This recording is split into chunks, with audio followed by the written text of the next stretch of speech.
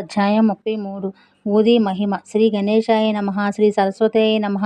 శ్రీ గురుభ్యో నమః. శ్రీ కులదేవతాయై నమః. శ్రీ సీతారామచంద్రాభ్య నమః. శ్రీ సద్గురు సాయినాథాయ నమః.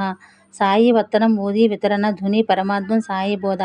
బాబా దక్షిణలు అడిగి తీసుకునేవాడు. ఆ పైకంతో దాన ధర్మాలు చేసేవాడు.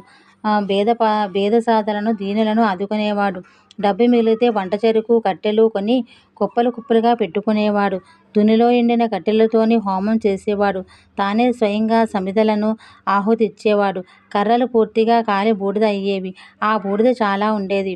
దాన్ని విభూతి ఊదిగా భక్తులందరికీ పంచేవాడు. బాబాను దర్శించే వెళ్ళిపోయేటప్పుడు బాబా వద్ద సెలవు తీసుకొని ఇతర ప్రాంతాలకు వెళ్ళే సమయంలోన ఊదిని తీసుకోవడం ఆచారంగా మారిపోయింది. ఈ విషయం భక్తులందరికీ తెలుసు. అయితే షిరిడీలోని భక్తులు నివసిస్తున్నప్పుడు మాత్రం బాబా ఎవరికీ ఊదిని ఇచ్చేవాడు కాదు. అందరూ వట్టి చేతులతోనే తిరిగి వెళ్ళేవారు. విభూతి ఇస్తున్నప్పుడు బాబా దృశ్యమానమయ్యే ఈ విశ్వమంతా భస్మంలా అశాశ్వతం అని గ్రహించండి అని సూచించేవాడు. ఆ కట్టెల మాదిరి ఈ శరీరం కూడా ఈ దేహం పంచభూత నిర్మితం అయి ఉన్నంత వరకు ఇది ఉంటుంది. ఆయువు తీరగానే ఇది శవమైపోతుంది, కాలి బూడిద అవుతుంది. నేను మీరు అందరం కూడా ఈ స్థితికే చేరుకుంటాం. మీరంతా దీనిని జ్ఞాపకం పెట్టుకోవాలి. కాబట్టే నేను విభూతి ఇస్తాను.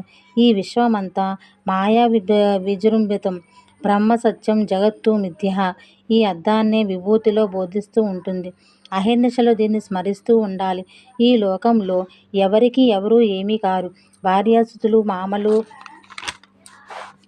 అల్లుండ్లు ఎవరు ఎవరికి ఏమీ కారు. నగ్నంగా వచ్చావు, నగ్నంగానే వెళతావు. ఈ సత్యాన్నే ఊది తెలియజేస్తుంది. ఈ ఊది వివేక పూర్ణ వైరాగ్యాన్ని కలిగి ఉండమని సూచిస్తుంది. వీలైనంత ఎక్కువగా దక్షిణ ఇవ్వటం వల్ల మనిషిలో వైరాగ్య లక్షణాలు వృద్ధి చెందుతుంది. తర్వాత క్రమంగా అతనికి వైరాగ్యం పట్టుబడుతుంది. ఒకరికి వైరాగ్యం ఏర్పడినా అది వివేకయుక్తం కాకపోతే ఆ వైరాగ్యం వ్యర్థం అవుతుంది. కాబట్టి విభూతిని ఆదరించాలి. వివేక వైరాగ్యాలను కలపటానికే విభూతి దక్షిణలను సంబంధం ఏర్పరచడం జరిగింది. ఒకేసారి రెండు మనకు లభ్యం కాకపోతే ఈ భవనదిని దాటడం చాలా కష్టం. తన బ్రొటనవేలుతో నుదుటిన విభూతిని తిలకంగా పెట్టేవాడు. విభూతితో తలపై తన హసాన్నుంచేవాడు. భక్తుల శ్రేయస్సును ఆశించేవాడు. ఈ ప్రపంచంలో ఊది లాంటిది. ఊది నిజమైన మహిమ, విశిష్టత ఇదే. కమలదళకత జలం మాదిరి ఈ దేహం నశ్వరం, శవమైపోతుంది. కాబట్టి దేహమందు అభిమానాన్ని త్యాగం చేయాలి. ఊది ఇవ్వటంలోని బాబా ఉద్దేశం ఇదే. బూడిద కేవలం మట్టి మాత్రమే. నామరూప జగత్తంతా చివరికి ఈ స్థితినే చేరుకుంటుంది. బాబా ప్రసన్న చిత్తంతో ఉన్నప్పుడు పాటలు పాడేవాడు. బాబా పాడే ఒక పాటలోని ఒక ఆచరణాన్ని శ్రోతలు ఆదరపూర్వకంగా వినాలి. రమతే రామే అయోజి ఉదయాంగి గోనియా లయోజి. రమించే రాముడు వచ్చాడు, సంచుల కొలది విభూతి తెచ్చాడు. ఈ రెండు చరణాలు బాబా పాటలోనివి. బాబా సంతోషంగా ప్రసన్నంగా ఉన్నప్పుడల్లా ఈ ద్రుపద పల్లవిని నృపశ్రావ్యంగా గానం చేసేవాడు. నారాయణరావు కథ. నాసిక్లోని ఒక బ్రాహ్మణ వంటవాడు ఉండేవాడు. అతని నారాయణ మోతీరాం అనేవారు. అతని ఇంటి పేరు జానీ. రామచంద్రవామన్ మోడక్ అనే మరో భక్తుడు ఉండేవాడు. ఈ నారాయణరావు రామచంద్ర వద్ద పనిచేసేవాడు. అతను కూడా బాబాకు మంచి భక్తుడు. బాబా శరీరంగా ఉన్న కాలంలోని నారాయణరావు ఒకసారి తల్లిని తీసుకొని బాబా దర్శనానికి షిరిడీ వచ్చాడు. అప్పుడు బాబా ఆ తల్లితో, అమ్మో, ఇక నీ కొడుకు ఇతరులకు సేవించడు, ఇక నాతోనే అతనికి సంబంధం ఉంటుంది అని చెప్పాడు. ఇక నుండి స్వతంత్ర వ్యాపారం చేసుకుంటాడు అని బాబా అన్నాడు. తర్వాత కొంతకాలానికే భగవంతుడు అతన్ని అనుగ్రహించాడు. అతను ఒక భోజన వసతి గృహాన్ని స్థాపించుకున్నాడు. ఆ ఆనందశ్రమం బాగా వృద్ధి పొందింది. అతని వ్యాపారం 3 పువ్వులు 6 కాయలుగా వికసించింది. అతనికి ఎంతో సంతృప్తి కలిగింది. తేలుకాటు ఊది కథ. ఒకరోజు నారాయణరావు స్నేహితుణ్ణి ఒక తేలు కుట్టింది.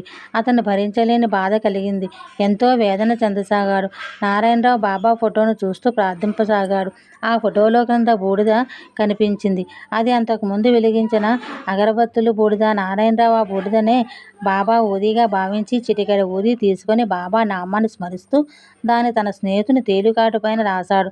తేలుకాటు బాధ ఉపశమించింది.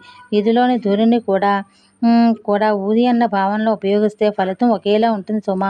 ప్లేగు ఊది కదా. ఒకసారి ఒక భక్తుని కూతురు ప్లేగు వ్యాధితో బాధపడుతుంది. అతనప్పుడు వేరే ఊర్లో ఉన్నారు. ఈ విషయం తేలిగ్గానే అతను చాలా ఆందోళన చెందారు. అతని కూతురు మరో గ్రామంలో ఉంది. అతని వద్ద అప్పుడు ఊది లేదు. అందుకని అతను నానాకు కబురు పంపాడు. ఊదిని ప్రసాదంగా పంపమన్నాడు. నానా భార్యతో సహా కళ్యాణ్కు వెళుతున్నాడు. దారిలోనే కబురు తెచ్చిన మనిషిని నానాకు కలుసుకున్నాడు. అతని వద్ద కూడా అప్పుడు ఊది లేదు. అతను నేల మీద మట్టిని తీసుకున్నాడు. అలా దారిలో నిలబడి బాబాను ధ్యానిస్తూ వెనక్కి తిరిగి నానా ఆ మట్టిలో చిటికెడు ధూళిని తన భార్య నుదుటిన పెట్టాడు. అక్కడ ఆ భక్తుడు తన కూతురున్న గ్రామానికి వెళ్ళాడు. వెళ్ళి కూతురి పరిస్థితి చూసి కాస్త ఉపశమనం పొందాడు. 3 రోజులు ఆ కూతురు తీవ్ర జ్వరంతో బాధపడింది. కానీ